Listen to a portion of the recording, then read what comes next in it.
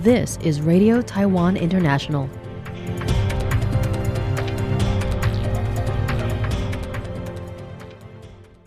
Welcome to the news on Radio Taiwan International. I'm Michelle Chang coming to you from Taipei, Taiwan.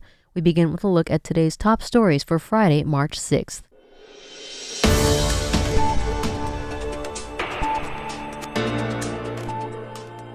China's strategy widens from Iran to Taiwan. An evacuation plan is in place for Taiwanese citizens stranded in the Middle East. And President Lai Ching-te advances his drug resilience strategy, pausing a 3-year price probe. But first, today's top story. U.S.-Israel strikes on Iran are reshaping Middle East dynamics, but analysts argue the broader strategic target is China.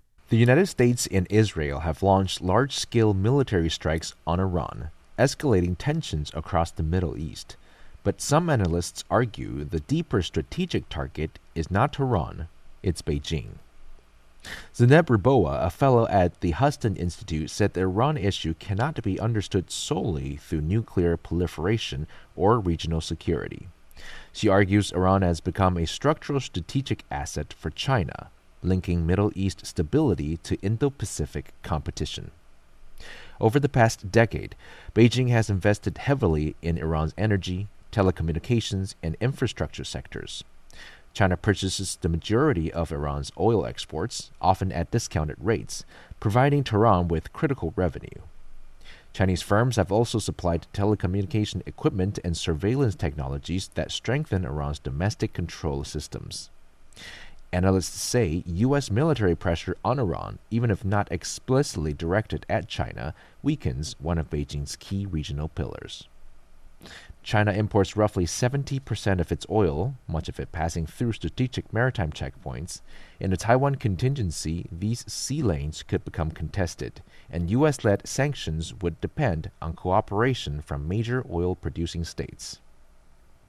Meanwhile, Iran-backed groups have disrupted Red Sea shipping, prompting sustained U.S. naval deployments.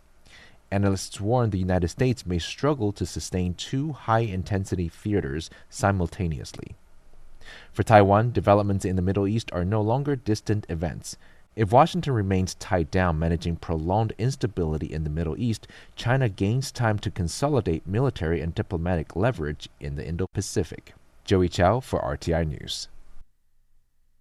With the conflict in the Middle East escalating, the Foreign Ministry recommends that any Taiwanese citizens in need of help contact their nearest representative office. On Thursday, March 5th, Representative Zhang Ziping and a group of colleagues arrived in Qatar to assist 11 stranded Taiwanese. He stated that they have arranged a land route from Qatar to Riyadh, Saudi Arabia, which will have flights back to Taiwan. And those overseas in need can register online or call country code 966-505-223-725. Zhang said he will be visiting other Taiwanese citizens temporarily stranded in Qatar to assess the current security situation and express the government's concern and support. The Foreign Ministry emphasized that it and its representative offices will continue to take concrete actions to protect overseas Taiwanese, closely monitor the needs of Taiwanese citizens in the Middle East, actively provide relevant information and necessary assistance, and ensure that citizens receive timely and appropriate services when needed with empathy and professionalism. The ministry again urged Taiwanese citizens in the region to remain vigilant, closely monitor the local security situation, and follow the security guidelines issued by local governments to ensure their personal safety. The representative office in Saudi Arabia will maintain continuous contact with Taiwanese citizens in the country to provide necessary assistance. Those with any needs can contact them once again at country code 966-505-223-725. President Lai Ching-te on Thursday chaired the 7th meeting of the Healthy Taiwan Promotion Committee, stressing that amid global supply chain reshuffles and rising geopolitical risks, stable drug supplies are no longer just a public health issue but a key element of national security and whole-of-society defense resilience. Lai issued 3 directives. First, fully advance the drug resilience strategic layout to build a secure, controllable medical defense line. Presidential Office spokesperson Guo Yahui relayed Lai's remarks. Ensuring a stable supply of key drugs is the government's duty. Please have the Health Ministry collaborate with the Economic Ministry, the Environmental Ministry, the Financial Ministry, the Nuclear Safety Commission, and other agencies to accelerate implementation of the 3 key tasks: domestic production for domestic use, smart regulation, international alliances, per the existing schedule and division of labor. Second, build a precise monitoring and smart dispatching system for robust supply chains.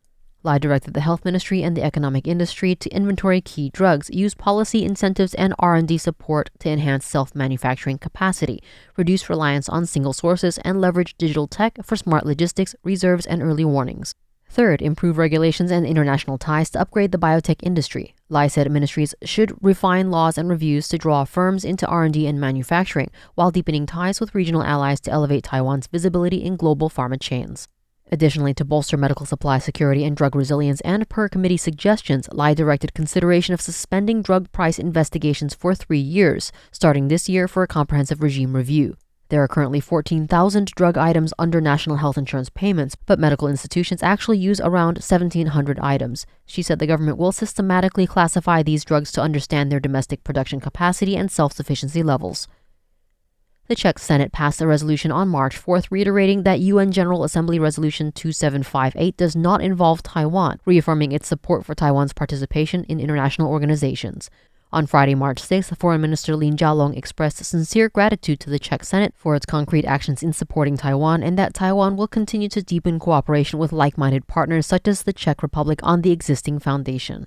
The resolution specifically commended Senate President Milos Vystrčil's visit to Taiwan and also emphasized the Czech Senate's 30 years of commitment to developing mutually beneficial relations between Taiwan and the Czech Republic. The Senate expressed hope that the two countries will continue to strengthen cooperation in areas such as research and development, innovation, startups, chips, advanced technologies, and security.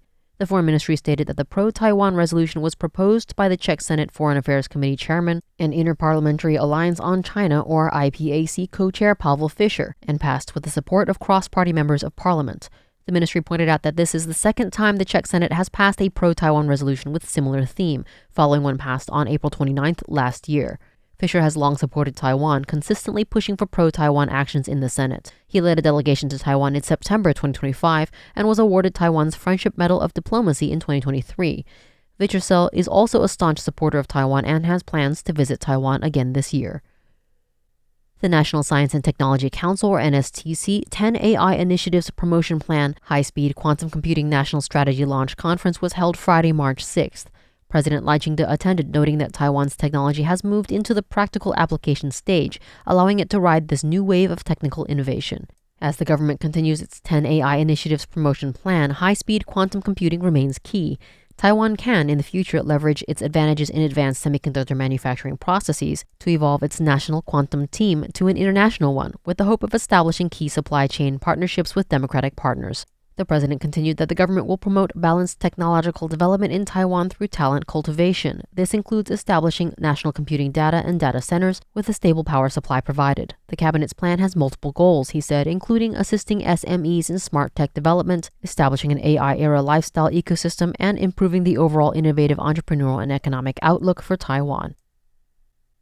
This year's Pingxi Sky Lantern Festival at Shifen Square featured 9 waves of lantern releases, several performances, and 2 eye-catching 20-foot-tall main lanterns.